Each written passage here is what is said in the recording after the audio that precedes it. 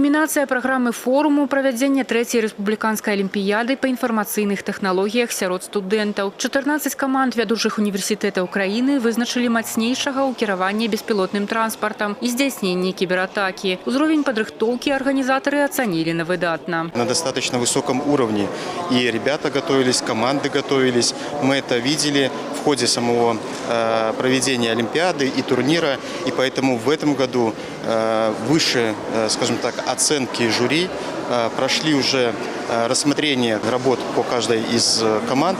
Першае месца алімпіяды заняла каманда ваеннага факультэта Беларускага дзяржаўнага універсітэта інфарматыкі і радыёэлектронікі. Срэбра здабыў Гомельскі дзяржаўны універсітэт імя Францыска Скарыны. Третью ступень пьедестала заняли гродзенские айтишники. Хочется отметить качество организации Олимпиады, а также очень большую новизну интересных заданий, которое было, правда, сложно решать. Это был вызов, к которому мы готовились на самом деле очень долго. Было очень круто соревноваться со всеми ребятами, студентами. Наша команда получила просто бесценный опыт, который я не знаю, где еще можно было бы получить, кроме как на этом событии.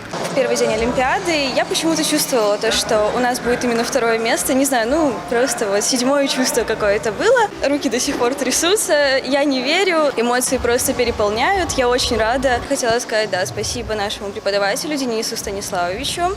Он нас очень сильно готовил, он за нас больше всех переживал, но мы его не подвели. Асноўныя мэты IT-чэлленджа – стымулявання лічбавай галіны і падрыхтоўка высокакваліфікаваных кадраў. А таму пераможцы атрымалі карысныя падарункі ад партнёраў і прапановы для ўдзелу ў сумесных праектах.